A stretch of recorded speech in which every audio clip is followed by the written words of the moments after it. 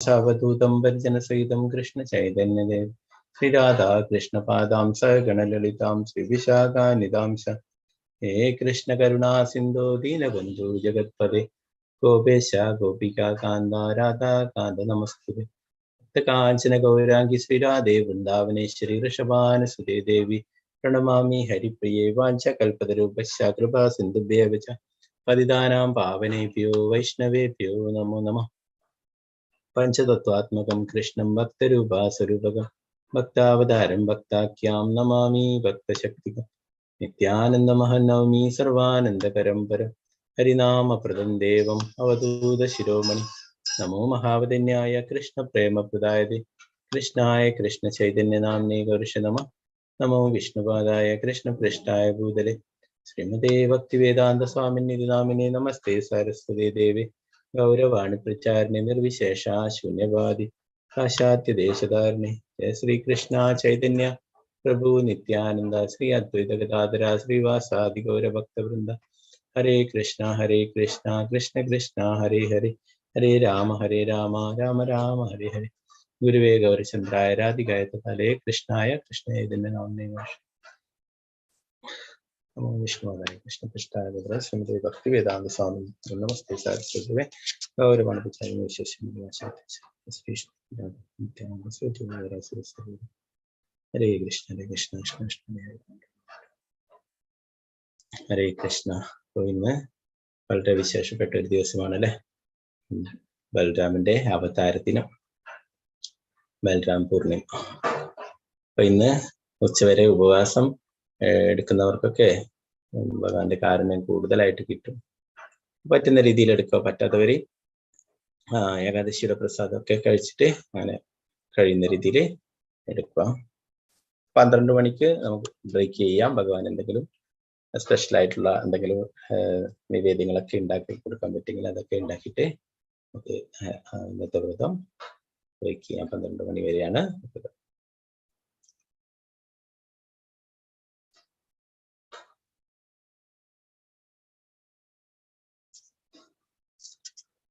ബൽറാമൻ എന്ന് പറയുന്നത് ഭഗവാന്റെ ആദ്യത്തെ വിസ്തരണമാണ് അല്ലെ.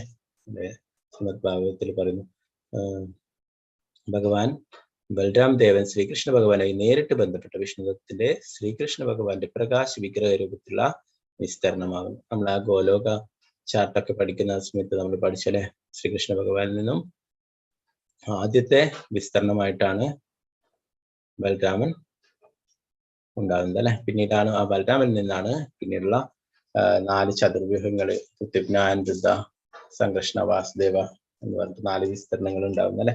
അതിൽ നിന്ന് തന്നെ സംകർഷനിൽ നിന്നാണ് പിന്നീട് നാരായണൻ ഉണ്ടാകുന്നത്. പിന്നെ അതിൽ നിന്നാണ് വീണ്ടും 4 ചതുർവ്യൂഹങ്ങൾ ഉണ്ടാകുന്നത് അല്ലെ. അതിലെ ഋത്വിജ്ഞാൻ, രുദ്ര, മഹാസംകൃഷ്ണ, വാസുദേവ അല്ലെ. അതിലെ മഹാസംകർഷനിൽ നിന്നാണ് വീണ്ടും എല്ലാ അവതാരങ്ങളും എല്ലാം ഉണ്ടാകുന്നത് അല്ലെ. നമ്മൾ ഗർഭോദകശായി വിഷ്ണു, കാരണോദകശായി വിഷ്ണു, ക്ഷീരോദകശായി വിഷ്ണു എന്നിങ്ങനെ 3 തലത്തിലല്ലേ. ആദ്യം കാരണോദകശായി വിഷ്ണു, പിന്നീട് അതിൽ നിന്ന് വിസ്തരിച്ചിട്ട് ഗർഭോദകശായി വിഷ്ണുവും, പിന്നെ അതിൽ നിന്ന് വിസ്തരിച്ചിട്ട് ക്ഷീരോദകശായി വിഷ്ണുവായിട്ടൊക്കെ എല്ലാറ്റിനെയും നിലനിർത്തി പോരുന്നതൊക്കെ ഈ ബൽരാമിൽ നിന്ന് വരുന്ന വിസ്തരണങ്ങളാണ്. അതിനെ കുറിച്ചിട്ട് ചൈതന്യ ചരിതാമൃതത്തിൽ പറയുന്നു, ശ്രീകൃഷ്ണ ഭഗവാൻ എന്നുള്ളത് എല്ലാ അവതാരങ്ങളുടെയും സ്രോതസ്സാണ് അല്ലെ, അവതാരിയാണ്. സർവാവതാരി കൃഷ്ണ സ്വയം ഭഗവാൻ തൻഹരദ് ദിയാ ദേഹേ ശ്രീ ബലരാമ. ഭഗവാൻ ശ്രീകൃഷ്ണൻ അവതാരി, എല്ലാ അവതാരങ്ങളുടെയും ഉറവിടം ആകുന്നു. ബലരാമൻ അവിടുത്തെ ദ്വിതീയ ദേഹമാണ്.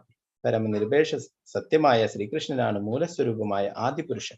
അവിടുത്തെ പ്രഥമ വിസ്തരണമാണ് ശ്രീ ബലരാമൻ. ഭഗവാന് അസംഖ്യ രൂപങ്ങളിൽ വികസിക്കാൻ കഴിയും. അപരിമിതമായ വിഭൂതികളുള്ള രൂപങ്ങളെ സ്വാംശങ്ങളെന്നും പരിമിത വിഭൂതികളുള്ള രൂപങ്ങളെ ജീവസത്തകൾ അഥവാ വിഭിന്നാംശങ്ങളെന്നും പറയുന്നു.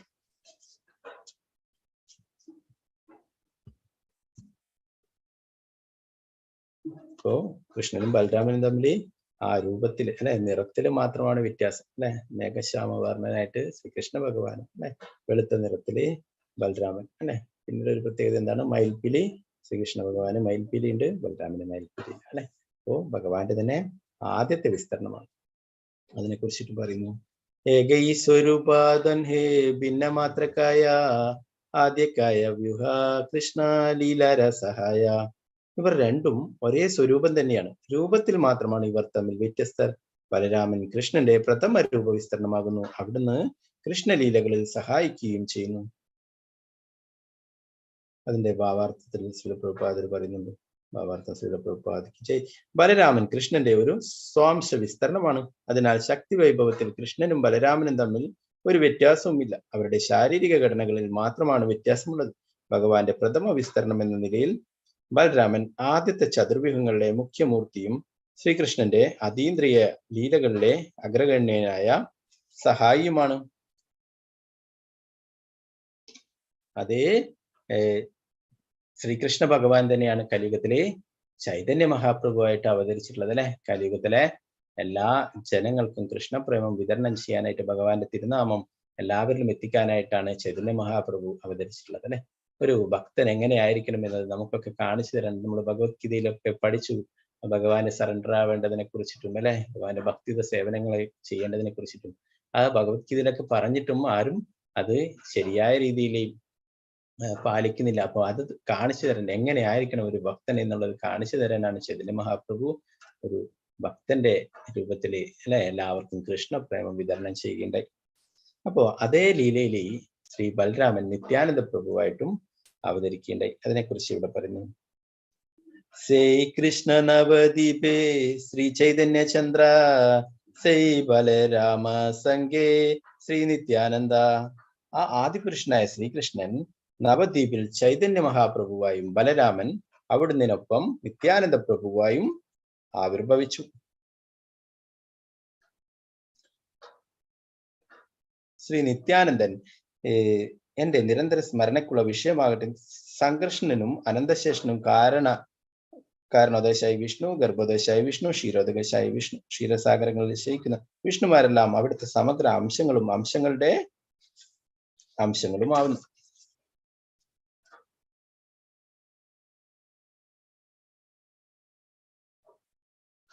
ശ്രീ ബലരാമ ഗോസാനി മൂല സംഘർഷണ പഞ്ചരൂപധരി കരേന കൃഷ്ണര സേവന. ബലരാമനാണ് മൂലസംഘർഷണം. ശ്രീകൃഷ്ണ സേവനാർത്ഥം അവിടുന്ന് മറ്റ് 5 രൂപങ്ങൾ എടുക്കുന്നു.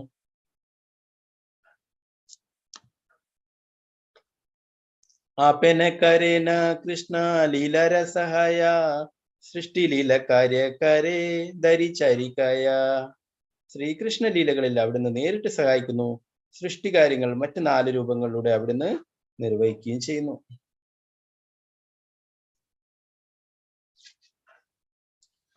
സൃഷ്ട്യാധിക്യ സേവ തൻര ആത്മര പാലന ശേഷരൂപേക്കാരെ കൃഷ്ണര വിവിധ സേവന. സൃഷ്ടികാര്യങ്ങളിൽ അവിടുന്ന് കൃഷ്ണന്റെ ആജ്ഞകൾ നിർവഹിക്കുകയും ശേഷരൂപത്തിൽ കൃഷ്ണന് വേണ്ടി വിവിധ രീതികളിൽ സേവനം അനുഷ്ഠിക്കുകയും ചെയ്യുന്നു. ഭാവാർത്ഥം ശ്രീല പ്രഭുപാദിക്ക് ജയ്. വിദഗ്ധരുടെ അഭിപ്രായ പ്രകാരം ആദ്യ ചതുർവ്യൂഹത്തിൽ മുഖ്യനായ ബലരാമൻ മൂലസംഘർഷനാണ്. കൃഷ്ണന്റെ പ്രഥമ വിസ്തരണമായ ബലരാമൻ 5 രൂപങ്ങളിൽ വിസ്തരിക്കുന്നു. മഹാസംഘർഷണൻ, കാരണോദകശായി വിഷ്ണു, ഗർഭോദകശായി വിഷ്ണു, ക്ഷീരോദകശായി വിഷ്ണു, ശേഷൻ. ഈ 5 സമഗ്ര വിസ്തരണങ്ങളാണ് ആത്മീയവും ഭൗതികവുമായ വിശ്വാവിഷ്കാരങ്ങൾക്ക് കാരണം. ഈ 5 രൂപങ്ങളിൽ ബലരാമൻ കൃഷ്ണനെ അവിടുത്തെ പ്രവൃത്തികളിൽ സഹായിക്കുന്നു. ഈ രൂപങ്ങളിൽ ആദ്യത്തെ 4നും വിശ്വാവിഷ്കാരത്തിനാണ് ഉത്തരവാദിത്വമുള്ളതെങ്കിൽ ശേഷന് ഭഗവാന് വേണ്ടിയുള്ള സ്വകാര്യ സേവനത്തിന്റെ ചുമതലയാണ്. ശേഷനെ അനന്തൻ അഥവാ അപരിമിതൻ എന്ന് വിളിക്കുന്നു. എന്തുകൊണ്ടെന്നാൽ അവിടുന്ന് ഭഗവാന്റെ എണ്ണമറ്റ വിസ്തരങ്ങൾക്കും വൈവിധ്യം നിറഞ്ഞ അനന്തമായ സേവനങ്ങൾ അനുഷ്ഠിച്ച് സഹായം നൽകുന്നു. സത്, ചിത് എന്നിവയെ സംബന്ധിച്ചുള്ള എല്ലാ വ്യവഹാരങ്ങളും കൃഷ്ണന് സേവനം പ്രദാനം ചെയ്യുന്ന സേവക ഭഗവാനാണ് ബലരാമൻ. അതേ സേവക ഭഗവാനാവുന്ന ബലരാമനായ ശ്രീ നിത്യാനന്ദ പ്രഭു ഗൗരംഗ മഹാപ്രഭുവിന് നിരന്തര സഹവാസത്തിലൂടെ അതേ സേവനം ചെയ്യും. അതേ ബലരാമൻ തന്നെയാണ് കലിയുഗത്തിലെ ചൈതന്യ മഹാപ്രഭുവിന്റെ ലീലയിലെ നിത്യാനന്ദ പ്രഭുവായിട്ടും വന്നിട്ടുള്ളത് അല്ലെ. അപ്പൊ നമ്മള് ഹരിനാമൊക്കെ ഹരേ കൃഷ്ണ മഹാമന്ത്രം ജപിക്കുന്നതിന് മുന്നേ ആയിട്ട് നമ്മൾ പഞ്ചതത്വ മന്ത്രമൊക്കെ ചൊല്ലും അല്ലെ. ജയ ശ്രീകൃഷ്ണ ചൈതന്യ പ്രഭു നിത്യാനന്ദ ശ്രീ അദ്വൈത ഗദാധര ശ്രീവാസാദി ഗുരു. ആ നിത്യാനന്ദ പ്രഭു എന്ന് പറയുന്നത് സാക്ഷാൽ ബലരാമൻ തന്നെയാണ്. ആദി ഗുരുവാണ്, എല്ലാ ഗുരുക്കന്മാരുടെയും ഗുരുവാണ്, ആദി ഗുരുവാണ് ബലരാമൻ.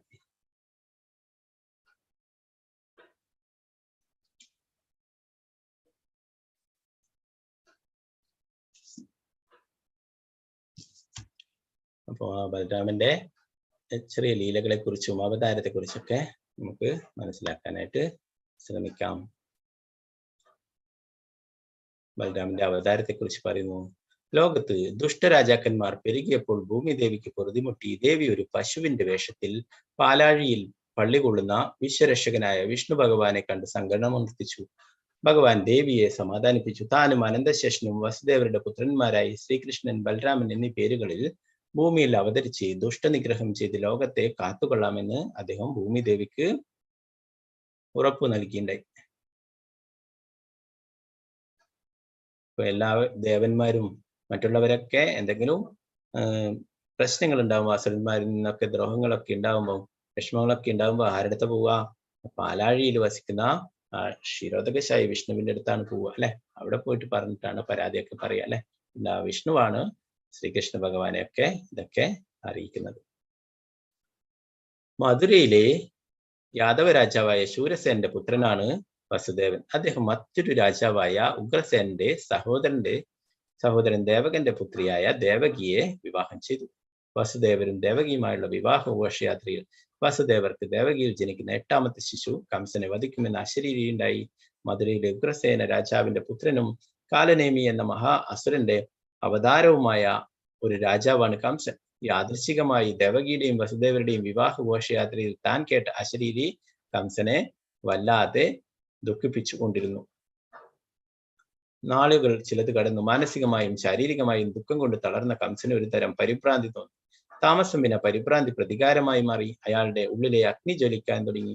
ഒടുങ്ങാത്ത പക മാത്രം കൈമുതലായി ശേഷിച്ച കംസൻ വസുദേവരെയും ദേവകിയെയും കാരാഗൃഹത്തിൽ അടച്ചു. അപ്പൊ കംസൻ ദേവകിയെയും വസുദേവരെയും പിടിച്ചിട്ട് കാരാഗൃഹത്തിൽ അടച്ചു. നമുക്ക് ഇപ്പോഴും വൃന്ദാവനത്തിൽ മധുരയിൽ പോയി കഴിഞ്ഞാൽ ആ ശ്രീകൃഷ്ണ ജന്മസ്ഥാനം എന്ന് പറയുന്ന സ്ഥലത്ത് കംസന്റെ ആ ജയിലൊക്കെ ഇപ്പോഴും അവിടെ കാണാനായിട്ട് സാധിക്കും.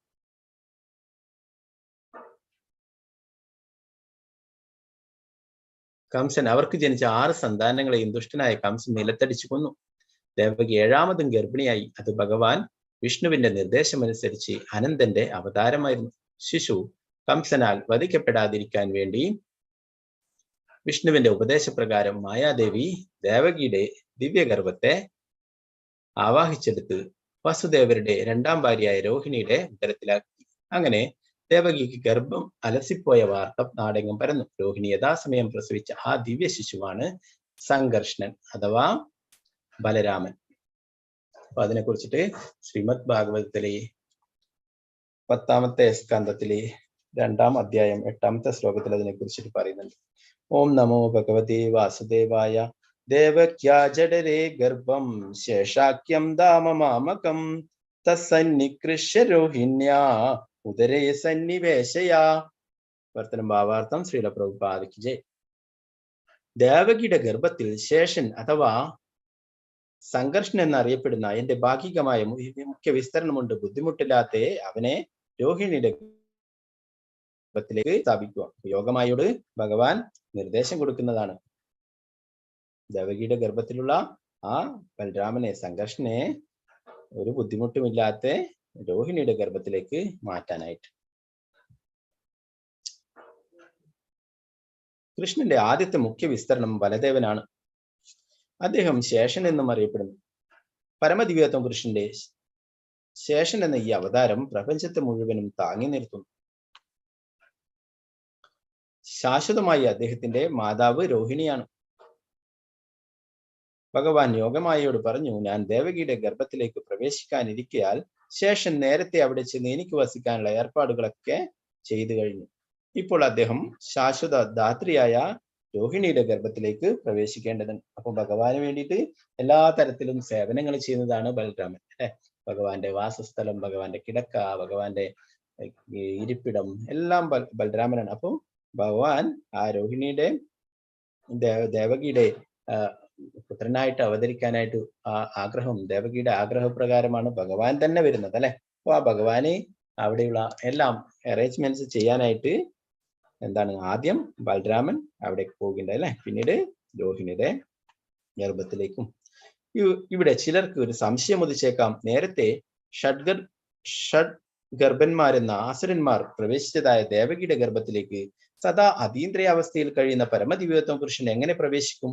ഭഗവാന്റെ അതീന്ദ്രിയ ശരീരവും ഷഡ് ഗർഭന്മാരുടേതും തുല്യമാണെന്നാണോ അതിനർത്ഥം? ശ്രീല വിശ്വനാഥ ചക്രവർത്തി ഠാക്കൂർ ഇപ്രകാരം അതിന് ഉത്തരം നൽകുന്നു. ഈ പ്രപഞ്ച സൃഷ്ടി ആകമാനം, അതിലെ ഓരോ ശകലം ഉൾപ്പെടെ പരമദിവ്യോത്വ പുരുഷന്റെ ശക്തിയുടെ പ്രസരണമാണ്. അതിനാൽ ഭൗതിക പ്രപഞ്ചത്തിൽ ഭഗവാൻ പ്രവേശിക്കുമ്പോഴും ഭഗവാൻ അപ്രകാരം ചെയ്യുന്നില്ല. ഇത് ഭഗവത്ഗീതയിൽ 9:4-5 ഭഗവാൻ തന്നെ വിശദീകരിക്കുന്നുണ്ട് ഈ ശ്ലോകങ്ങളിലൂടെ. മായാത്തതമിദം സർവം ജഗദവ്യക്തമൂർത്തിനാ മസ്സാനി സർവഭൂതാനി നചാഹം തേഷവസ്ഥിത നചമസ്താനി ഭൂതാനി പശ്യമേ യോഗമൈശ്വര്യം ഭൂതഭൃന്ന ച ഭൂതസ്തു മമാത്മാ ഭൂതഭാവനഃ.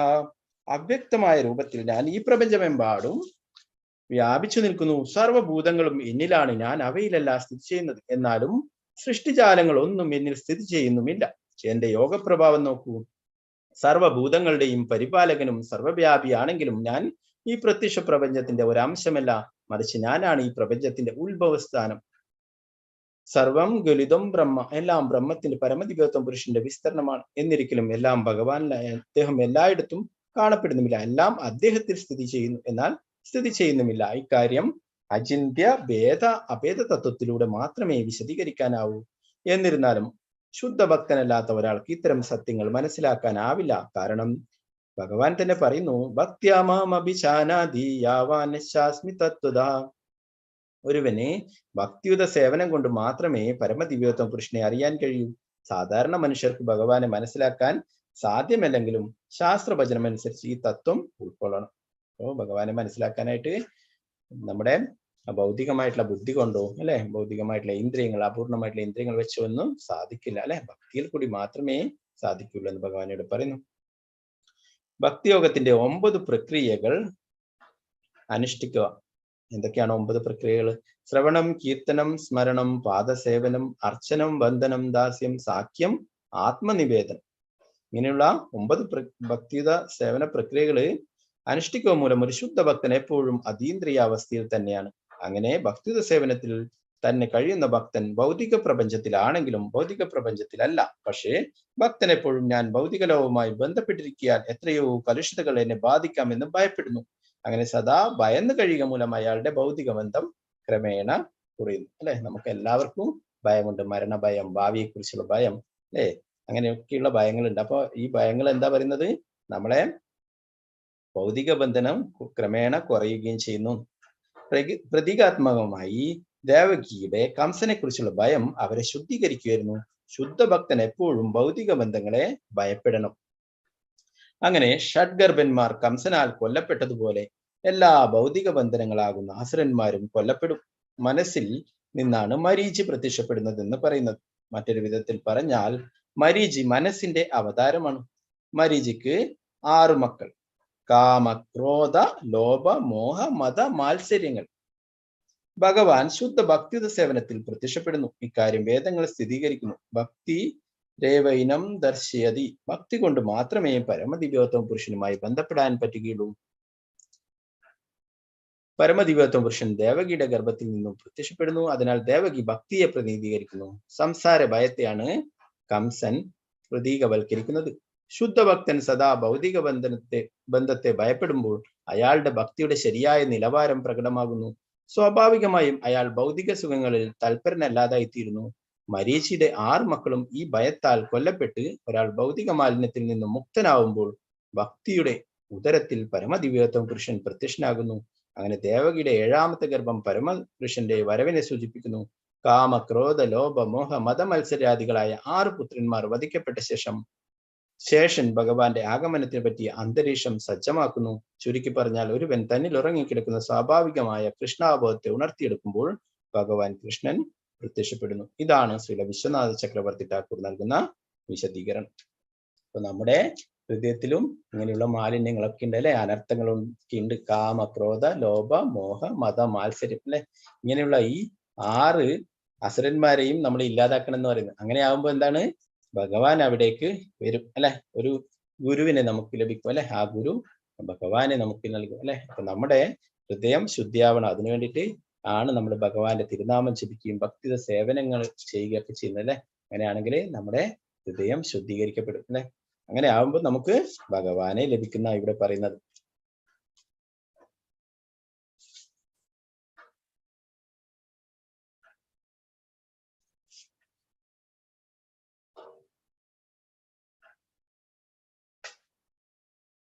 ഭഗവാൻ പറയുന്നു ആ യോഗമായയോട് തന്നെ, അല്ലയോ മംഗളവതിയായ യോഗമായെ, പിന്നീട് ഞാൻ എന്റെ ഷഡൈശ്വര്യങ്ങളോടും കൂടി ദേവകിയുടെ പുത്രനായി അവതരിക്കും. നീ നന്ദമഹാരാജാവിന്റെ റാണിയായ യശോദാദേവിയുടെ പുത്രിയായും അവതരിക്കും.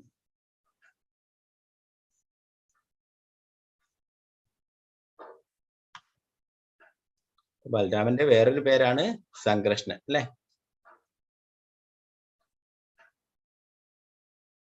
വൃന്ദാവനത്തിലെ ബാലലീലകൾക്ക് ശേഷം കൃഷ്ണ ബലരാമന്മാർ മധുരയിൽ പോവുകയും കുവലയപീഠം, കംസവധം മുതലായ ലീലകൾ നിർവഹിക്കുകയും ചെയ്തു. അതിനുശേഷം ഉഗ്രസേന രാജാവിനെ മധുരയുടെ രാജാവായി വീണ്ടും വാഴിച്ചതിനു ശേഷം രാജകുമാരന്മാർ നേടുന്ന ഗുരുകുല വിദ്യാഭ്യാസത്തിനായി സാന്ദീപനി മുനിയുടെ ആശ്രമത്തിൽ ചേർന്നു. കംസന്റെ വധത്തിന് പ്രതികാരം ചെയ്യാനായി സൈന്യവുമായി പുറപ്പെട്ടു വന്ന ജരാസന്ധനിൽ നിന്നും മധുരവാസികളെ സംരക്ഷിക്കുന്നതിനായി കൃഷ്ണ ബലരാമന്മാർ സമുദ്രത്തിന് മധ്യേ ദ്വാരക എന്ന അതിമനോഹരവും അത്ഭുതകരമായ ദ്വീപ് സൃഷ്ടിച്ചു. കണ്ണടച്ചു തുറക്കുന്ന സമയത്തിനുള്ളിൽ അവിടെയുള്ള മധുരവാസികളെ ഒക്കെ മധുരയിൽ നിന്നും ദ്വാരകയിലേക്ക് മാറ്റി. പിന്നീട് ബലരാമൻ രേവതിയെ വിവാഹം ചെയ്യുന്നതിനെ കുറിച്ചുള്ള ലീല പറയുന്നു. കൃതയുഗത്തിൽ അഥവാ സത്യയുഗം രേവതൻ എന്ന രാജാവ് കടൽ തീരത്തുള്ള ദ്വാരവതി എന്ന രാജ്യത്തെ ആണ്ടുവന്നിരുന്നു. രേവതൻ തന്റെ 100 പുത്രന്മാരിൽ മുതിർന്ന സന്താനമായ കാകുത്മിയുടെ പുത്രിയായിരുന്നു. സർവഗുണ സമ്പന്നയും സൗഭാഗ്യവതിയും അതീവ മനോഹരമായിരുന്ന രേവതി. അപ്പോ കാകുത്മി എന്ന രാജാവിന്റെ പുത്രിയാണ് രേവതി. തന്റെ പുത്രിയുടെ അഭൗമ്യമായ ഗുണങ്ങൾക്കും അഴകിനും അനുയോജ്യമായ ഗുണങ്ങളുള്ള ഒരു വരനെ ഭൂമിയിലും ഉന്നത ഗ്രഹങ്ങളിലും കണ്ടെത്താൻ കഴിയാത്തതിനാൽ കാകുത്മി അതീവ ദുഃഖിതനായി. അതിനാൽ തന്റെ പുത്രിക്ക് അനുയോജ്യനായ വരനാരെന്ന് അറിയുവാനായി അദ്ദേഹം തന്റെ പുത്രിയോടൊപ്പം ബ്രഹ്മലോകത്തിലേക്ക് നയിച്ചു. ആ സമയത്തിനുള്ളിൽ ബ്രഹ്മദേവൻ ധ്യാനത്തിൽ അമർന്നിരുന്നാൽ അവിടെ 20 നിമിഷങ്ങളോളം അദ്ദേഹം പ്രതീക്ഷിച്ചിരിക്കേണ്ടതായി വന്നു. ബ്രഹ്മലോകത്തിലെ 20 നിമിഷം എന്നാൽ അത് ഭൗതിക ലോകത്തിൽ അനവധി യുഗങ്ങൾക്ക് സമമാണ്. തത്സമയം ഭൂലോകത്തിൽ വൈവസ്വത മനുവിന്റെ 28ാമത് മഹായുഗത്തിൽ ദ്വാപരയുഗം നടന്നുകൊണ്ടിരുന്നു. ധ്യാനം കഴിഞ്ഞു വന്ന ബ്രഹ്മദേവനോട് കാകുത്മി തന്റെ ആഗമനോദ്ദേശം അറിയിച്ചു. ഇത് ശ്രവിച്ച ബ്രഹ്മദേവൻ താൻ ധ്യാനത്തിൽ അമർന്ന ഈ സമയത്തിനുള്ളിൽ ഭൂലോകത്തിൽ അനവധി യുഗങ്ങൾ കഴിഞ്ഞുപോയെന്നും തത്സമയം ദ്വാപരയുഗമാണ് നടന്നുകൊണ്ടിരിക്കുന്നതെന്നും അരുളി ചെയ്തു. ഇതറിഞ്ഞ ആശങ്കയിലായ കാകുത്മിയെ സമാധാനിപ്പിച്ചുകൊണ്ട് അദ്ദേഹം ഇപ്രകാരം പറഞ്ഞു. ഈ സമയം ദ്വാരകയെ ആണ്ടുകൊണ്ടിരിക്കുന്നത് പരമദിവ്യോത്തമ പുരുഷനായ കൃഷ്ണനും അദ്ദേഹത്തിന്റെ സഹോദരനായ ബലരാമനുമാണ്. അങ്ങയുടെ പുത്രിക്ക് ഏറ്റവും അനുയോജ്യമായ ഗുണങ്ങളോട് കൂടിയ ഒരേ ഒരാൾ ആദിശേഷനായ ആ ബലരാമൻ മാത്രമാണ്. അതിനാൽ അങ്ങയുടെ ഗുണശീലയായ ഈ പുത്രിയെ ഭഗവാൻ ബലരാമന് സമർപ്പിക്കണം. അപ്പോ ബ്രഹ്മാവിന്റെ ഉപദേശം ലഭിച്ചല്ലേ. ബ്രഹ്മാവ് പറയുന്നു ബലരാമനാണ് താങ്കളുടെ പുത്രിക്ക് അനുയോജ്യനായിട്ടുള്ള വരൻ. പോയിട്ടുള്ളത് സത്യയുഗത്തിലാണ് ബ്രഹ്മാവിനെ കാണാൻ പോയിട്ടുള്ളത് അല്ലെ. അപ്പോ അതൊക്കെ കഴിഞ്ഞിട്ട് വരുമ്പോഴേക്ക് എന്തായി, ഇവിടെ ദ്വാപരയുഗമായി. ബ്രഹ്മദേവന്റെ വാക്കുകൾ ശിരസാവഹിച്ച് കാകുത്മി തന്റെ പുത്രി രേവതിയോടൊപ്പം ഭൂലോകത്തിൽ തിരിച്ചു വന്നു. അപ്പോൾ മനുഷ്യ സമുദായമാകെ ദ്വാപരയുഗത്തിന് അനുയോജ്യമായി വലുപ്പത്തിൽ വളരെ ചെറുതായിരിക്കുന്നു എന്നത് കാകുത്മി ദർശിച്ചു. അവരെ അപേക്ഷിച്ച് നോക്കുമ്പോൾ കാകുത്മിയും രേവതി രാക്ഷസ സമാനമായ വലുപ്പം ഉള്ളവരായിരുന്നു. ഓരോ യുഗങ്ങളിലെ ഓരോ മനുഷ്യരുടെ ആയുസ്സും അവരുടെ രൂപവും ഒക്കെ വ്യത്യസ്തമായിരുന്നു അല്ലെ. സത്യയുഗത്തിൽ 1,00,000 വർഷം ആയുസ്സുണ്ടായിരുന്നു അല്ലെ. അതുപോലെ തന്നെ എല്ലാവരുടെയും ശരീരം അത്രയും വലിയ തരത്തിലുള്ളതായിരുന്നു. അപ്പോൾ അതുപോലെ അത് കഴിഞ്ഞിട്ട് പിന്നെ ത്രേതായുഗത്തിൽ അല്ലെ, ത്രേതായുഗത്തിലും 10,000-കണക്കിന് വർഷങ്ങൾ ആയുസ്സുണ്ടായിരുന്നു. അതുപോലെ തന്നെ അത്രയും വലിയ ശരീരമായിരുന്നു അവർക്കൊക്കെ. അങ്ങനെ ഓരോരോ യുഗങ്ങൾ വരുമ്പം ആയുസ്സും കുറയുന്നു, അവരുടെ ആ ശരീരം രൂപമൊക്കെ വണ്ണമൊക്കെ കുറഞ്ഞു വരുന്നു അല്ലെ. അപ്പൊ ദ്വാപര യുഗത്തിലെത്തിയപ്പോൾ ആ ശരീരത്തിന്റെ വണ്ണം അത്രയും കുറഞ്ഞിരുന്നു, വലിപ്പം അത്രയും ചെറുതായിരുന്നു. എന്നാല് ഇവര് സത്യയുഗത്തിലുള്ളവരാണ് അല്ലെ. അതുകൊണ്ട് ഇവരുടെ രൂപം അത്രയും വലിയ ഭയാനകമായിട്ടുള്ള രൂപമാണ്. അസുരന്മാരെയൊക്കെ കാണുന്നത് പോലെ ആയിരുന്നു ഇവരെ കാണുമ്പോൾ. അപ്പൊ നമ്മളിപ്പോ കാണാം കലിയുഗത്തിൽ അല്ലെ. പണ്ട് കാലത്തൊക്കെ ഒരു എന്താണ് LKG പോകുന്ന കുട്ടികളൊക്കെ കുറച്ചെങ്കിലും വലിപ്പം ഉണ്ടാവും അല്ലെ. ഇപ്പൊ ചെറിയ കുട്ടികളൊക്കെയാണ് കാണാം, സ്കൂൾ വാനിലൊക്കെ കുത്തി നിറച്ചിട്ടൊക്കെ കൊണ്ടുപോകുന്നത് അല്ലെ. അത്രയും ചെറിയ പ്രായം അത്രയും വലിപ്പമൊക്കെ കുറഞ്ഞു വരുന്നു അല്ലെ. ഇപ്പൊ കലിയുഗത്തിൽ പ്രായണ അല്പായുഷ സഭ്യ എന്ന് പറയുന്ന അല്ലെ, പ്രായം കുറഞ്ഞു വരുന്നു, ആൾക്കാർക്കൊക്കെ ആയുസ് കുറവാണ്, അത്രയും ശരീരത്തിന്റെ വലിപ്പം കുറവാണ്, ബുദ്ധി കുറവാണ് അല്ലെ, നിർഭാഗ്യവാന്മാരാണ്, അങ്ങനെയൊക്കെ കലിയുഗത്തിന്റെ ഇതിനെക്കുറിച്ച് നമ്മൾ ശ്രീമദ് ഭാഗവത് പഠിച്ചിട്ടുണ്ട് അല്ലെ. അപ്പൊ ഇവിടെ അതുകൊണ്ട് തന്നെ സത്യയുഗത്തിലുള്ളവര് ദ്വാപരയുഗത്തിലുള്ള ആൾക്കാരെയൊക്കെ കാണുമ്പോൾ അവരൊക്കെ ചെറുത്, ഈ രാജാവും രേവതിയും വലിയ രാക്ഷസന്മാരെ പോലെയും തോന്നിച്ചു, അത്രയും വലിപ്പമുള്ളത്. അവർ ദ്വാരകയിലെത്തി ബലരാമനെ സന്ധിച്ചു നടന്ന സംഭവങ്ങളെല്ലാം ഉണർത്തിച്ചുകൊണ്ട് തന്റെ പത്നിയായി സ്വീകരിക്കണമെന്ന് അദ്ദേഹത്തിനോട് അപേക്ഷിച്ചു. ഭഗവാൻ ബലരാമൻ തന്റെ കലപ്പ ഉപയോഗിച്ച് രേവതിയുടെ ശിരസിൽ സ്പർശിച്ചു. താഴേക്ക് വലിച്ച് അവളുടെ രാക്ഷസീയമായ വലിപ്പം കുറച്ച് കാലത്തിനനുസരിച്ചുള്ളതാക്കി മാറ്റി. അതിനുശേഷം അതീവ ഗംഭീരമായി രേവതിയും ബലരാമനും തമ്മിലുള്ള വിവാഹം നടന്നു. പിന്നീട് ബലരാമൻ യമുനയുടെ അഹങ്കാരത്തെ ശമിപ്പിക്കുന്ന ലീലയെ കുറിച്ച് പറയുന്നു. ഒരിക്കൽ ബലരാമൻ നീരാടുന്നതിനായി യമുനാ നദിയെ അരികിലേക്ക് വിളിച്ചു. എന്നാൽ അത് അനുസരിക്കാതിരുന്ന യമുനാ നദിയെ തന്റെ കലപ്പ കൊണ്ട് ചീറ്റി 100 കണക്കിന് കൈവഴികളായി പിരിച്ചു. ഭയന്നുപോയ യമുനാ നദി ഭഗവാനെ ശരണാഗതി അടഞ്ഞു. പിന്നീട് രുക്മിയുടെ വധത്തെക്കുറിച്ചും ഇവിടെ പറയുന്ന ആ ലീലയെ കുറിച്ചിട്ട്, കൃഷ്ണപുത്രനായ പ്രത്യുമ്നന്റെയും രുക്മിണി സോദരനായ രുക്മിയുടെ പുത്രിയുടെയും വിവാഹവേളയിൽ ദുഷ്ടരാജാക്കന്മാരാൽ പ്രേരിതനായി രുക്മി ബലരാമനെ ചൂതുകളിക്കായി ക്ഷണിച്ചു. ചൂതുകളിയിൽ കാപട്യം കാണിക്കുന്നതിൽ സമർത്ഥനായ രുക്മി ബലരാമന്റെ വിജയത്തെ നിഷേധിച്ചു. അതോടൊപ്പം വളരെ നിന്ദ്യമായ രീതിയിൽ അദ്ദേഹത്തെ അപഹസിച്ചു. ഇവിടെ ചൂതിന് വിളിച്ചിട്ട് യഥാർത്ഥത്തിൽ ബലരാമനാണ് വിജയിച്ചത് എങ്കിലും അങ്ങനെ അത് എല്ലാവരും ആ രുക്മിയുടെ കൂട്ടുകാരും അവരൊക്കെ കൂടിയിട്ട് ബലരാമനാണ് തോറ്റത് എന്ന് പറയുകയും അങ്ങനെ അപമാനിക്കുകയൊക്കെ ചെയ്തിട്ടുണ്ടായിരുന്നു. ബലരാമനോട് പറഞ്ഞു, നിങ്ങളൊക്കെ കാലികളൊക്കെ മേയ്ക്കുന്ന കുട്ടികളാണ്, നിങ്ങൾക്ക് പറഞ്ഞിട്ടുള്ള പണിയല്ല ഈ ചൂത് കളിക്കുന്നതെന്നും ഇതൊക്കെ ക്ഷത്രിയർക്ക് പറഞ്ഞിട്ടുള്ള, നിങ്ങൾ പോയിട്ട് പശുവിനെയൊക്കെ മേയ്ക്കുക അങ്ങനെയൊക്കെ പറഞ്ഞിട്ട് അത്രയും അപമാനിക്കുന്ന തരത്തിൽ സംസാരിക്കുകയുണ്ടായി. എന്നാൽ ആ സമയത്ത് ആകാശത്തിൽ നിന്നും ബലരാമനാണ് യഥാർത്ഥ വിജയി എന്നൊരു അശരീരിയുണ്ടായി. എന്നാൽ ഇതിനെയും നിരാകരിച്ച രുക്മി വീണ്ടും അദ്ദേഹത്തെ പരിഹസിച്ചു. അതുവരെയും തന്റെ കോപത്തെ വളരെ ശ്രമപ്പെട്ട് അടക്കിയിരുന്ന ബലരാമൻ കോപാന്തനായി തന്റെ ഗദയാൽ രുക്മിയെ വധിച്ചു. ചൂതുകളിയുടെ വേളയിൽ രുക്മിയുടെ പക്ഷം ചേർന്ന് തന്നെ പരിഹസിച്ചവരെ എല്ലാം അദ്ദേഹം കണക്കിന് പ്രേരിച്ചു. ഭയന്ന രാജാക്കന്മാരെല്ലാം അവിടെ വിട്ട് പലായനം ചെയ്തു. രുക്മിയെ വധിക്കുകയും അദ്ദേഹത്തിന്റെ കൂട്ടുകാരെയൊക്കെ മർദ്ദിക്കുകയും ചെയ്യുകയുണ്ടായി. ഇന്ന് ബലരാമൻ സാമ്പനെ ബന്ധവിമുക്തനാക്കുന്നു. സ്വയംവര വേദിയിൽ നിന്നും ദുര്യോധനപുത്രിയായ ലക്ഷ്മണിയെ അപഹരിച്ചു കൊണ്ടുവന്ന കൃഷ്ണസുതനായ സാമ്പനെ പിടികൂടിയ കൗരവന്മാർ അവനെ ബന്ധനസ്ഥനാക്കി. ഇതറിഞ്ഞ് ഉഗ്രസേന രാജാവ് ബലരാമനോട് സാമ്പനെ വിടുവിച്ചു കൊണ്ടുവരുവാൻ ആയി ആജ്ഞാപിച്ചു. ഭഗവാൻ ബലരാമൻ തന്റെ ആഗമനോദ്ദേശം കൗരവന്മാരെ അറിയിച്ചപ്പോൾ അഹങ്കാരികളായ അവർ അദ്ദേഹത്തിന്റെ വാക്കുകളെ വളരെ നിസ്സാരവൽക്കരിക്കുകയും സാമ്പനെ ബന്ധവിമുക്തനാക്കുവാൻ സാധ്യമല്ല എന്ന് ധാർഷ്ട്യത്തോടെ പറയുകയും ചെയ്തു. എന്ന് മാത്രമല്ല കഠിനമായ വാക്കുകളെ അപമാനിക്കുകയും ചെയ്തു. ക്രുദ്ധനായ ബലരാമൻ തന്റെ കലപ്പയാൽ ഹസ്തിനപുരി ആകമാനം വലിച്ചു യമുനാ നദിയിൽ താഴ്ത്തുവാനായി തുടങ്ങി. ഭയന്നുപോയ കൗരവാദികൾ ബലരാമനെ ശരണം പ്രാപിച്ച് തങ്ങളുടെ മോശമായ പെരുമാറ്റത്തിനായി ക്ഷമയാചിച്ചു. ഒപ്പം സാമ്പന്റെയും ലക്ഷ്മണയുടെയും വിവാഹം അതിഗംഭീരമായി നടത്തുകയും ചെയ്തു. ബലരാമന്റെ കയ്യില് എപ്പോഴും കലപ്പ ഉണ്ടാവും അല്ലെ. ആ കലപ്പ കൊണ്ട് അവിടെയുള്ള ഹസ്തിനപുരം കൊട്ടാരത്തെ തന്നെ അവിടെ ആ നദിയിലേക്ക് താഴ്ത്തുകയുണ്ടായി.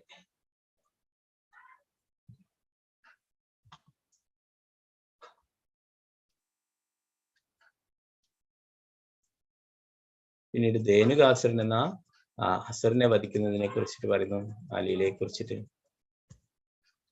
തങ്ങളുടെ ബാല്യകാലത്ത് അഥവാ പൗഗണ്ഡലീല എന്നും പറയും. ഒരു ദിവസം ബലരാമനും കൃഷ്ണനും പശുക്കളെ തെളിച്ചുകൊണ്ട് ഒരു തെളിഞ്ഞ തടാകത്താൽ അലങ്കൃതമായ അത്യാകർഷവുമായ കാനന പ്രദേശത്തെത്തി. അവിടെ കൂട്ടുകാരത്ത് അവൻ കാനന ലീലകൾ ആരംഭിച്ചു. ക്ഷീണം ഭാവിച്ച് ബലരാമൻ ഒരു ഗോപബാലന്റെ മടിയിൽ തലവെച്ച് കിടന്നു. അപ്പോൾ കൃഷ്ണൻ വന്ന് ജ്യേഷ്ഠന്റെ കാല് തിരുമ്മി ക്ഷീണം അകറ്റി കൊടുക്കാൻ ശ്രമിച്ചു.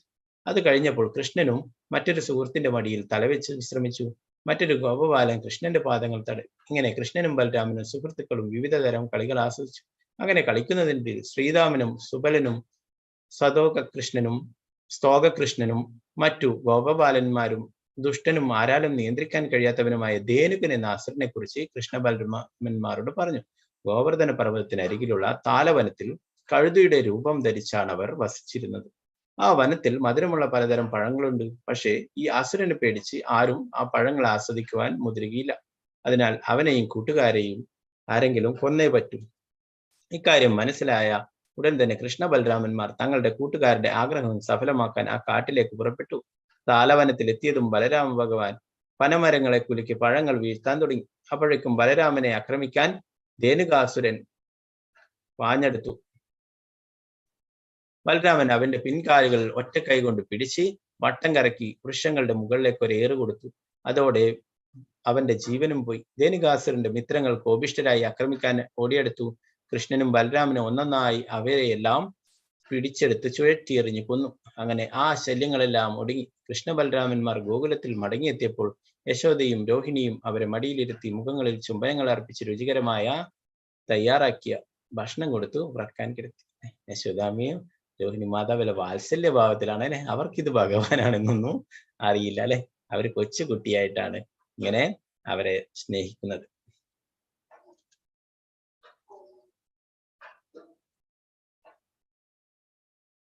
പിന്നീട് പ്രലംബാസുരൻ എന്ന അസുരന്റെ ആ ലീലയെ കുറിച്ച് പറയുന്ന ആ പ്രലംബാസുരനെ വധിക്കുന്നതും ബലരാമനാണ്.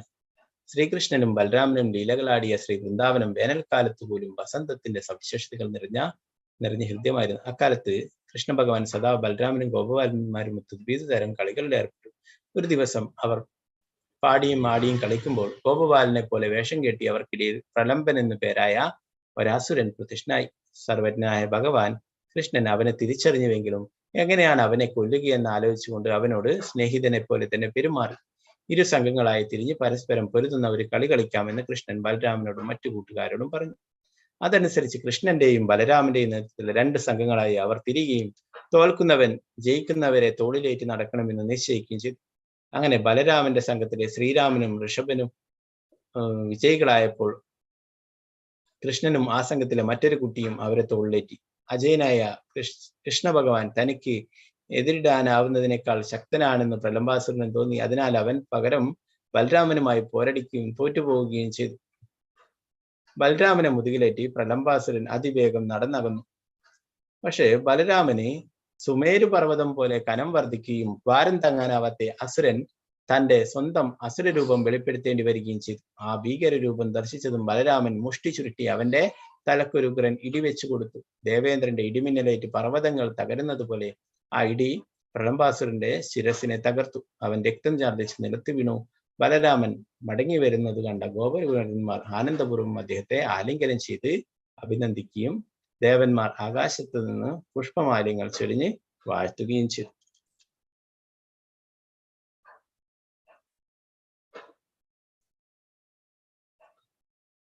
പറഞ്ഞു, പ്രലംബാസുരൻ നമ്മുടെ ഉള്ളിൽ കുടികൊണ്ടിരിക്കുന്ന കാമതൃഷ്ണകളെയും പദവിയും പ്രശസ്തിയും നേടുവാനുള്ള ഇച്ഛയെയും സൂചിപ്പിക്കുന്നുവെന്നും ഭക്തി വിനോദ് ഠാക്കൂർ തന്റെ ചൈതന്യ ശിക്ഷാമൃതത്തിന്റെ ഭാവാർത്ഥത്തിൽ വിശദീകരിക്കുന്നു. വീലിയെ കുറിച്ചിട്ട് പറഞ്ഞല്ലേ, ജാമ്പവതിയുടെ ഓമനപുത്രനായ സാമ്പൻ ദുര്യോധനപുത്രി ലക്ഷ്മണയെ സ്വയംവര മണ്ഡപത്തിൽ നിന്നും തട്ടിയെടുക്കുകയുണ്ടായി. പകരം കൗരവർ ഒത്തുചേർന്ന് അവനെ തടവിലാക്കി. ഒറ്റയ്ക്ക് ഏറെ നേരം സാമ്പൻ പൊരുതി നിന്നെങ്കിലും കൗരവ സംഘത്തിലെ യോദ്ധാക്കൾ ചേർന്ന് അവന്റെ രഥവും വില്ലും തകർക്കുകയും പിടിച്ചുകെട്ടി അവനെയും ലക്ഷ്മണയെയും ഹസ്തിനപുരത്തിലേക്ക് മടക്കി കൊണ്ടുവരികയും ചെയ്തു. സാമ്പനെ കീഴടക്കിയതറിഞ്ഞ് ഉഗ്രസേന രാജാവ് പകരം വീട്ടാൻ യദുക്കളെ വിളിച്ചു വരുത്തി. കോപിഷ്ഠരായി തീർന്ന അവർ യുദ്ധത്തിനൊരുങ്ങിയെങ്കിലും ബലരാമൻ യദുവംശം കുരുവംശം തമ്മിലുള്ള തർക്കമുണ്ടാകാതിരിക്കാനായി അവരെ സാന്ത്വനിപ്പിച്ചു. അനേകം ബ്രാഹ്മണരും മുതിർന്ന യാദവന്മാരുമൊത്ത് അദ്ദേഹം ഹസ്തിനാപുരത്തേക്ക് പുറപ്പെട്ടു. യാദവ സംഘം നഗരത്തിന് പുറത്തൊരു ഉദ്യാനത്തിൽ തമ്പടിക്കുകയും ധൃതരാഷ്ട്രരെ മനസ്സറിഞ്ഞു വരാൻ ഉദ്ധവരെ പറഞ്ഞയക്കുകയും ചെയ്തു. കൗരവ സഭയിലെത്തി ഉദ്ധവർ ബലരാമന്റെ ആഗമനം അറിയിച്ചപ്പോൾ കൗരവർ ഉദ്ധവരെ പൂജിക്കുകയും മംഗളോപഹാരങ്ങളുമായി ഭഗവാനെ കാണാൻ പുറപ്പെടുകയും ചെയ്തു. ആദരം പ്രകടിപ്പിച്ച് ബലരാമനെ പൂജിക്കുകയും ഉപഹാരങ്ങൾ സമർപ്പിക്കുകയും ചെയ്തു. കൗരവർ സാമ്പനെ വിട്ടയക്കാൻ ഉഗ്രസേനൻ ആവശ്യപ്പെട്ടതറിഞ്ഞ് കുപിതരായി തീർന്നു. അവർ പറഞ്ഞു, യാദവർ കൗരവരോട് ആജ്ഞാപിക്കാൻ ശ്രമിക്കുന്നുവോ? ആശ്ചര്യകരമായിരിക്കുന്നല്ലോ. ചെരുപ്പ് തലയിൽ കയറാൻ ശ്രമിക്കുന്നത് പോലുണ്ടല്ലോ. ഇത് ഞങ്ങളിൽ നിന്നാണ് യാദവർക്ക് രാജസിംഹാസനം ലഭ്യമായത്. എന്നിട്ടിപ്പോൾ അവർ ഞങ്ങൾക്ക് തുല്യരാണെന്ന് ഭാവിക്കുന്നു. ഇനി ഈ രാജകീയ പദവികൾ അവർക്ക് തുടർന്നു നൽകുന്നതല്ല. ഇപ്രകാരം പറഞ്ഞിട്ട് അവർ നഗരത്തിലേക്ക് മടങ്ങിപ്പോയി. ദുരഹങ്കാരം നിമിത്തം ഉന്മത്തരായിത്തീർന്ന അവരെ കഠിനമായി ശിക്ഷിക്കുകയല്ലാതെ മറ്റൊരു വഴിയുമില്ലെന്ന് ബലരാമൻ നിശ്ചയിച്ചു. ലോകത്തു നിന്നു സകല കുരുക്കുകളെയും നീക്കം ചെയ്യാനുള്ള തീരുമാനത്തോടെ അദ്ദേഹം ഹലായുധവുമായി ചെന്ന് ഹസ്തിനപുരത്തെ ഗംഗാ നദിയിലേക്ക് വലിച്ചിഴക്കാൻ തുടങ്ങി. തങ്ങളുടെ നഗരം നദിയിൽ വീണ് നശിക്കാൻ തുടങ്ങുകയാണെന്ന് കണ്ട കൗരവർ ഭയന്നുപോയി. അവർ ഉടൻ തന്നെ സാമ്പനെയും ലക്ഷ്മണനെയും ബലരാമന്റെ മുന്നിലെത്തിക്കുകയും അദ്ദേഹത്തെ വാഴ്ത്താൻ തുടങ്ങുകയും ചെയ്തു. അല്ലയോ ഭഗവാനെ, ഞങ്ങളോട് ക്ഷമിച്ചാലും അങ്ങയുടെ യഥാർത്ഥ വ്യക്തിത്വം എന്തെന്ന് ഞങ്ങൾ അറിഞ്ഞിരുന്നില്ല. താൻ ഉപദ്രവിക്കില്ലെന്ന് ബലരാമൻ കൗരവർക്ക് വാക്കുകൊടുക്കുകയും ദുര്യോധനൻ മകൾക്കും നവവരനും ധനവും വിവാഹ സമ്മാനങ്ങളും നൽകുകയും ചെയ്തു. യാദവർക്ക് അഭിവാദ്യങ്ങൾ അർപ്പിച്ച് ദുര്യോധനൻ സാമ്പനും ലക്ഷ്മണയും ഒത്തു ദ്വാരകയിലേക്ക് മടങ്ങാൻ ബലരാമനോട് അഭ്യർത്ഥിക്കുകയും ചെയ്തു. ഇത് നമ്മൾ ശ്രീമദ് ഭാഗവതം ക്ലാസ്സിൽ ചർച്ച ചെയ്തിട്ടുണ്ടായിരുന്നു. രോമഹർഷനെ അല്ലെ, സൂതഗോസ്വാമിയുടെ പിതാവായിരിക്കുന്ന ആ രോമഹർഷനെ അവിടെ നൈമിശാരണ്യത്തിൽ വെച്ചിട്ട് അനേകം ഋഷികളിലൊക്കെ അവിടെ ശ്രീമദ് ഭാഗവത സത്രത്തിനായിട്ട് കേൾക്കാനായിട്ട് അവിടെ കഴിക്കായിരുന്നു അല്ലെ. അപ്പോ സൂതഗോസ്വാമിയായിരുന്നു യഥാർത്ഥത്തിൽ പറയേണ്ടതുണ്ട് അല്ലെ. എന്നാൽ അദ്ദേഹത്തിന്റെ പിതാവായിട്ടുള്ള രോമഹർഷൻ അവിടെ ആ പീഠത്തിൽ കയറിയിരിക്കുകയും അവിടെ ബലരാമൻ വന്നപ്പോൾ, ബലരാമൻ ആദി ഗുരുവാണ് അല്ലെ. അപ്പൊ ആ ബലരാമനെ കണ്ടപ്പോഴേ എല്ലാവരും എഴുന്നേറ്റ് ബഹുമാനിക്കുകയും പ്രണാമങ്ങൾ അർപ്പിക്കുകയും ചെയ്തു. എന്നാൽ താൻ എന്തോ വലിയ ഒരു പദവിയിലാണെന്നുള്ള ഒരു ധാരണയിൽ ആ രോമഹർഷൻ ബലരാമനെ നിന്ദിക്കുകയുണ്ടായി, ബഹുമാനിച്ചില്ല. അപ്പോ ഒരു ഗുരു അല്ലെ, ഇത്രയും 80,000-ലധികം ഋഷികളാണ് അവിടെയുള്ളത്, ശൗനകനും മറ്റുള്ള ഋഷികളൊക്കെ. അപ്പോൾ അവർക്കൊക്കെ ജ്ഞാനം നൽകാൻ അത്രയും വിനയമുള്ള ആളായിരിക്കണം അല്ലെ. നമ്മൾ ശ്രീലപ്രഭുപാദരൊക്കെ അതാണ് കാണിച്ചിരുന്നത്. ശ്രീലപ്രഭുപാദരോട് അങ്ങ് ജഗത് ഗുരുവാണെന്ന് വെച്ച് ലോകം മുഴുവൻ ശിഷ്യന്മാരുടെ, ലോകം മുഴുവൻ ക്ഷേത്രങ്ങൾ നിർമ്മിച്ചു, ലോകം മുഴുവൻ കൃഷ്ണാബോധം പ്രചരിപ്പിച്ചു. തിരിച്ച് വൃന്ദാവനത്തിലെത്തിയപ്പോൾ ഒരു ഭക്തൻ ചോദിക്കേണ്ടായി, അങ്ങ് ജഗത് ഗുരുവാണ് എന്ന് ചോദിച്ചപ്പോൾ ശ്രീലപ്രഭുപാദരെ കണ്ണുകൾ അടച്ചുകൊണ്ട് പറഞ്ഞു, ഞാൻ നിങ്ങളുടെയൊക്കെ സേവകനാണ്, ഓരോ ഭക്തന്മാരുടെയും സേവകനാണ് ഞാൻ എന്ന് പറയുന്നുണ്ട്. അപ്പൊ അങ്ങനെ ആയിരിക്കണം ഒരു ഗുരുവിനെ അല്ലെ. അപ്പൊ ഇവിടെ രോമഹർഷൻ ആ ബലരാമനെ, ആദി ഗുരുവായിരുന്ന ബലരാമനെ ബഹുമാനിച്ചില്ല, യാതൊരു ആദരവും നൽകിയില്ല. അപ്പൊ വ്യാസാസനം എന്ന അവിടെ ഇരിക്കുന്ന സ്ഥലത്തിന് പറയാം അല്ലെ, വ്യാസദേവന്റെ ആസനം. വ്യാസദേവൻ ആരാണ്? കൃഷ്ണ ദ്വൈപായന വ്യാസൻ, ഭഗവാൻ തന്നെയാണ് അല്ലെ. അവിടെ ഇരിക്കുന്നവര് അത്രയും എല്ലാവരോടും ബഹുമാനം കാണിക്കണം അല്ലെ. എന്നാലേ രോമഹർഷൻ അങ്ങനെ ചെയ്തില്ല. ഉടനെ തന്നെ ബലരാമൻ ഒരു കുശപ്പുല്ല് പറിച്ചിട്ട് അതുകൊണ്ട് ആ രോമഹർഷനെ വധിക്കുകയുണ്ടായി. പിന്നീട് ആ സ്ഥാനത്ത് സൂതഗോസ്വാമിയെ ഇരുത്തുകയും അനുഗ്രഹങ്ങൾ നൽകുകയും സൂതഗോസ്വാമിയോട് ശ്രീമദ് ഭാഗവതം ശൗനകാദി ഋഷികൾക്ക് പറഞ്ഞു കൊടുക്കാനായിട്ട് അനുഗ്രഹിക്കുകയും ചെയ്തു. ആ സൂതഗോസ്വാമി പറയുന്ന ശ്രീമദ് ഭാഗവതം ശൗനകാദി ഋഷികൾക്ക് പറഞ്ഞു കൊടുക്കുന്നതാണ് നമ്മൾ ശ്രീമദ് ഭാഗവതത്തിലൂടെ പഠിക്കുന്നത് അല്ലെ. ശുഭദേവ ഗോസ്വാമി പരീക്ഷിത് മഹാരാജാവിന് പറഞ്ഞു കൊടുത്തു. ആ ശ്രീമദ് ഭാഗവതം സൂതഗോസ്വാമി വീണ്ടും നൈമിശാരണത്തിലെ ഋഷികൾക്ക് പറഞ്ഞു കൊടുക്കുന്നു അല്ലെ. അപ്പൊ അങ്ങനെ ആ സത്രത്തിന്റെ, നൈമിശാരണത്തിൽ നടക്കുന്ന ഭാഗവത സത്രത്തിന്റെ ആചാര്യനായിട്ട് അവിടെ സൂതഗോസ്വാമിയെ ഉപവിഷ്ടനാക്കുകയുണ്ടായി ബലരാമൻ. ഈ സമയത്ത് കുരുക്ഷേത്ര യുദ്ധം നടക്കുന്ന സമയത്ത് ആരുടെ ഭാഗത്തും പങ്കെടുക്കേണ്ടല്ല, കൗരവരുടെ ഭാഗത്തും പാണ്ഡവരുടെ ഭാഗത്തും അല്ലെ. ആ സമയത്ത് തീർത്ഥാടനത്തിനായിട്ട് സഞ്ചരിക്കുകയായിരുന്നു. ആ സമയത്താണ് ഇവിടെ എത്തിച്ചേരുന്നത്, ആ നൈമിശാരണത്തിൽ എത്തിച്ചേരുന്നു ഇങ്ങനെയുള്ള ലീലകൾ ചെയ്യുന്നത്. പിന്നീട് ദിവിത എന്നുള്ള ആ ഒരു കുരകന്റെ രൂപത്തിൽ വന്ന അസുരനെ വധിക്കുന്നതിനെ കുറിച്ച് പറയുന്നു. ശ്രീകൃഷ്ണൻ വധിച്ച നരകാസുരനെ ദിവിതൻ എന്നു പേരുള്ള ഒരു ആൾക്കുരങ്ങ് സുഹൃത്തായിട്ടുണ്ടായിരുന്നു. തന്റെ മിത്രത്തിന്റെ കൊലയ്ക്ക് പകരം വീട്ടാനായി അവൻ ഗോപന്മാരുടെ ഗൃഹങ്ങൾ തീവച്ച് നശിപ്പിക്കുകയും അനർത്ഥം എന്ന ഭഗവാന്റെ രാജ്യത്തെ തകർക്കുകയും തന്റെ ബലിഷ്ഠമായ കരങ്ങൾ കൊണ്ട് സമുദ്രജലത്തെ ഇളക്കിമറിച്ച് തീരപ്രദേശത്ത് വെള്ളപ്പൊക്കമുണ്ടാക്കുകയും ചെയ്തു. പിന്നീട് അവൻ മാമുനിമാരുടെ ആശ്രമങ്ങളിൽ കയറിച്ചെന്ന് അവിടുത്തെ വൻമരങ്ങൾ പിഴുതിരുകയും യാഗാഗ്നിയിൽ മലമൂത്ര വിസർജനം നടത്തുകയും ചെയ്തു. സ്ത്രീ പുരുഷന്മാരെ തട്ടിക്കൊണ്ടുപോവുകയും ഗൃഹങ്ങളിൽ തള്ളിയിട്ട് വലിയ പാറക്കല്ലുകൾ കൊണ്ട് ഗുഹ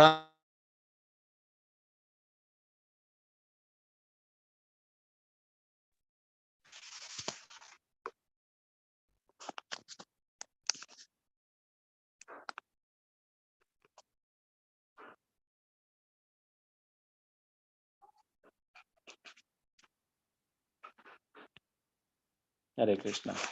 സോറി.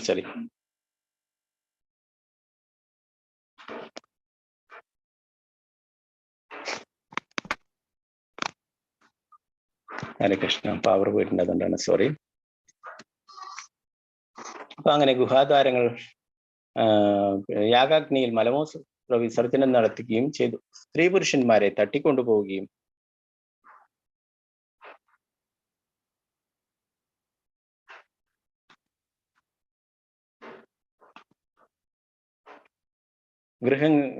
ഗുഹകളിൽ തള്ളിയിട്ട് വലിയ പാറക്കല്ലുകൾ കൊണ്ട് ഗുഹാദ്വാരങ്ങൾ അടക്കുകയും ചെയ്യുക അവന്റെ വിനോദമായിരുന്നു. ഇങ്ങനെ രാജ്യം മുഴുവനും നാശം വിതയ്ക്കുകയും അനവധി പ്രഭു കുടുംബങ്ങളിലെ യുവതികളെ മാനഭംഗപ്പെടുത്തുകയും ചെയ്തിട്ട് അവൻ ലൈവതക പർവ്വതത്തിലെത്തി. അവിടെ ഒരു കൂട്ടം സുന്ദരികളായ യുവതികളുമെത്ത് ബലരാമൻ രവിക്കുന്നത് അവൻ കണ്ടു. വാരുണി മദ്യം പാനം ചെയ്ത് ഉന്മത്തനായി കാണപ്പെട്ട ബലരാമനെ അവഗണിച്ചുകൊണ്ട് അയാൾ തന്റെ ഗുഹ്യഭാഗം ഭഗവാന്റെ മുന്നിൽ വച്ച് തന്നെ സ്ത്രീകളെ കാട്ടി. തുടർന്നും പുരികങ്ങൾ കൊണ്ട് ഗോഷ്ഠികൾ കാട്ടി അവരെ അപമാനിക്കുകയും മലമൂത്ര വിസർജനം നടത്തുകയും ചെയ്തു. വിവിധന്റെ അതിരുവിട്ട ചെയ്തികൾ കണ്ട് കുപിതനായ ബലരാമൻ ഒരു കല്ലെടുത്ത് അവനെ എറിഞ്ഞു. അത് കൊള്ളാതെ ഒഴിഞ്ഞു മാറിയ ദിവിതൻ ബലരാമനെ കളിയാക്കുകയും സ്ത്രീകളുടെ വസ്ത്രങ്ങൾ പിടിച്ചു വലിച്ചിഴക്കുകയും ചെയ്തു. ഈ ധിക്കാരം കണ്ട് അവനെ കൊല്ലാൻ തന്നെ ബലരാമൻ നിശ്ചയിച്ച് ഗദയും കലപ്പയും കയ്യിലെടുത്ത് ശക്തിമാനായ ദിവിതൻ ഒരു സാലവൃക്ഷം പിഴുതെടുത്ത് ഭഗവാന്റെ തലക്കടിച്ച് ഒരു കൂസലുമില്ലാതെ നിന്ന് ഹലായുധൻ ആ മരത്തെ കഷ്ണങ്ങളാക്കി. ദിവിതൻ മറ്റൊരു മരവും പിന്നീടൊന്നും വീതം എല്ലാ മരങ്ങളും പിഴുത് കാടിനെ വൃക്ഷരഹിതമാക്കി മാറ്റിയെങ്കിലും അവയെല്ലാം ഭഗവാൻ ബലരാമൻ കണ്ടം തുണ്ടമാക്കി. അപ്പോൾ വിഡ്ഢിയായ ആ വാനരൻ കല്ലുകൾ എറിഞ്ഞ് ആക്രമിക്കാൻ തുടങ്ങി. അവയെയും ബലരാമൻ തവിടുപൊടിയാക്കി. ദിവിതൻ നേരിട്ട് ആക്രമിക്കാൻ വരികയും മുഷ്ടി കൊണ്ട് നെഞ്ചത്തടിച്ച് ഭഗവാനെ കോപിഷ്ഠനാക്കുകയും ചെയ്തു. ഗദയും കലപ്പയും മാറ്റിവെച്ച് ബലരാമൻ ദിവിതന്റെ തോളിലും കഴുത്തിലും ഇടിക്കുകയും അവൻ രക്തം ഛർദ്ദിച്ച് നിലത്ത് വീണ് മരിക്കുകയും ചെയ്തു. ദിവിതൻ കൊന്നിട്ട് ദേവന്മാരും മുനികളും ആകാശത്ത് നിന്ന് പുഷ്പവൃഷ്ടി ചൊരിയുകയും സ്തുതികളും പ്രണാമങ്ങളും പ്രാർത്ഥനകളും അർപ്പിക്കുകയും ചെയ്യവേ ബലദേവൻ ദ്വാരകയിലേക്ക് മടങ്ങി. ദിവിതൻ നമ്മുടെ ഉള്ളിൽ കുടികൊണ്ടിരിക്കുന്ന സാധുക്കളെ നിന്ദിക്കുന്ന പ്രവണതയെ സൂചിപ്പിക്കുന്നുവെന്ന് ഭക്തിവിനോദ ഠാക്കൂർ തന്റെ ചൈതന്യ ശിക്ഷാമൃതത്തിന്റെ ഭാവാർത്ഥത്തിൽ വിശദീകരിക്കുന്നു.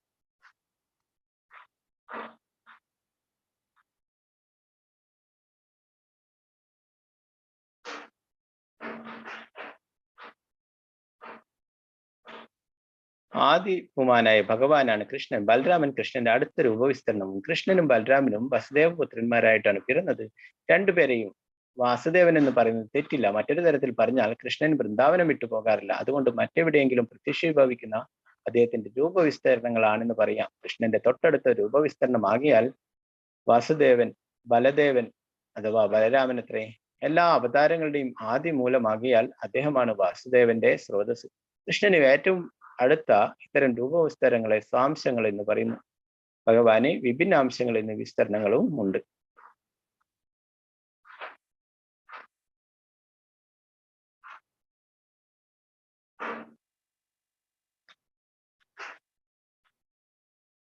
നമുക്ക് അതിനുള്ള ഭഗവാന്റെ ആദ്യം തന്നെ വിസ്തരണമായിട്ടുള്ളതാണ് ബലരാമൻ അല്ലെ. എന്താണ് ആദി ഗുരുവാണ്. അപ്പൊ നമുക്ക് എന്താണ് ഇന്നത്തെ ദിവസം ശ്രീ ബലരാമൻ ദേവനോട് സേവനങ്ങൾ ചെയ്യാനും ഭഗവാന്റെ തിരുനാമം ജപിക്കാനും ഒക്കെ കൂടുതൽ കഴിയാനായിട്ട് ഇവിടെ ദശാവതാരസ്തവത്തില് ജയദേവ ഗോസ്വാമി സ്തുതിക്കുന്നതാണ് ശ്രീ ബലരാമ ഭഗവാനെ. വഹസി വപുഷി വിശദേവസനം ജലതാപം അലഹതി വീതി മിലിത യമുനാപം കേശവധൃത ഹലധര രൂപ ജയ ജഗദീശ ഹരേ. ബലരാമ അവതാരം കൈകൊണ്ട് കലപ്പ കൈയിലേന്തി യമുനാ നദിയിലെ ജലം വരണ്ട ഭൂമിയിലേക്ക് ശക്തമായി ഒഴുക്കിയ ജഗദീശനും ശ്രീഹരിയുമായി അല്ലയോ കേശവ അങ്ങ് വിജയിച്ചാൽ. ഇപ്പൊ ബലരാമൻ എല്ലാ തരത്തിലും ഭഗവാന്റെ സേവനങ്ങൾ ചെയ്യുന്നതായിരുന്നു. 5 രസങ്ങളിലും ബലരാമൻ ഭഗവാന്റെ സേവനങ്ങൾ ചെയ്തിരുന്നു. ശാന്തരസത്തിലെ അദ്ദേഹം സേവനങ്ങൾ ചെയ്തിരുന്നു. ഭഗവാന്റെ വൃന്ദാവനം പോലുള്ള ധാമൊക്കെ ബലരാമനാണ്. പിന്നീട് അദ്ദേഹത്തിന്റെ വസതി, അദ്ദേഹത്തിന്റെ കിടക്ക, അദ്ദേഹത്തിന്റെ സിംഹാസനം, അദ്ദേഹത്തിന്റെ തലയിണ, അദ്ദേഹത്തിന്റെ ചാമരം, ഭഗവാന്റെ വസ്ത്രം, ഭഗവാന്റെ ആഭരണങ്ങൾ, ഭഗവാന്റെ പാദകം, ഭഗവാന്റെ കുട, ഭഗവാന്റെ പൂണൂല്, ഭഗവാന്റെ കിരീടം, ഓടക്കുഴൽ, ഇങ്ങനെ എല്ലാ തരത്തിലും ശാന്തരസത്തിൽ സേവനങ്ങൾ ചെയ്തിരുന്നു. പിന്നെ ദാസ്യരസത്തിലും അനന്തശേഷനായിട്ട് സേവനങ്ങൾ ചെയ്തിരുന്നു. പിന്നെ കൃഷ്ണ ബലരാമന്മാർ ലീലകളൊക്കെ ചെയ്യുമ്പോഴും കാലൊക്കെ മസാജ് ചെയ്യുകയോ അങ്ങനെയൊക്കെയുള്ള പ്രവൃത്തികളൊക്കെ ബലരാമൻ ചെയ്തിരുന്നു. പിന്നെ സാഖ്യരസത്തിലും സുഹൃത്തായിട്ട് കൃഷ്ണന്റെ കൂടെ തന്നെ കളിക്കുന്നുണ്ടായിരുന്നു. പിന്നീട് വാത്സല്യ രസത്തിലെ കൃഷ്ണന്റെ മൂത്ത സഹോദരനായിട്ട് ദാവൂജിയായിട്ട് എല്ലായ്പ്പോഴും കൃഷ്ണന് സംരക്ഷണങ്ങൾ നൽകാനായിട്ട് ശ്രമിച്ചിരുന്നു. എല്ലായ്പ്പോഴും ചെറിയ കുട്ടിയാണെന്നുള്ള കൃഷ്ണൻ എന്നുള്ള ധാരണയിൽ ബലരാമൻ എപ്പോഴും സംരക്ഷകനായിട്ട് എപ്പോഴും ഉണ്ടായിരുന്നു. അതുകൊണ്ടാണ് മണ്ണുവാരി തിന്നപ്പോഴൊക്കെ ആദ്യം ബലരാമനാണ് പോയിട്ട് യശോദാമ്മയോട് പറയുകയുണ്ടായിരുന്നത്. പിന്നെ വാത്സല്യ രസത്തില് ദാവൂജിയായിട്ടും മാധുര്യ രസത്തില് അനംഗമഞ്ജരിയായിട്ടും സേവനങ്ങൾ ചെയ്യുന്നുണ്ട്. അപ്പോൾ ഈ 5 രസങ്ങളിലും ബലരാമൻ സേവനങ്ങൾ ചെയ്യുന്നുണ്ടായി ഭഗവാന്. ഹരേ കൃഷ്ണ കൃഷ്ണ കൃഷ്ണ ഹരേ ഹരേ, ഹരേ രാമ രാമ രാമ ഹരേ ഹരേ. ഹരേ കൃഷ്ണ. श्रील प्रभुपाद की जय, गुरु महाराज की जय, जय गौर ब्रह्मा।